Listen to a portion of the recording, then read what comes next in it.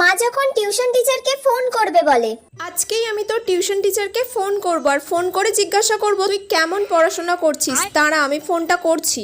মা করো করো, আজকে ফোন করো। করো না ফোন, আজকে তো স্যার কিছুই বলবে না, কারণ আজকে তো আমি সব পড়া পেরেছি। তোর মাসি ফোন করছে, দাঁড়া আগে মাসির সাথে কথা বলে নি। রাখ।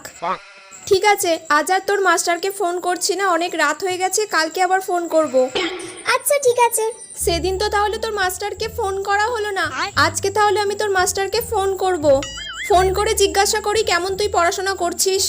এই রে, আজকেই মা ফোন করবে আর আজকেই আমি পড়াটা স্যারের কাছে পারলাম না। আজকে যদি স্যারকে ফোন করে আমি শেষ।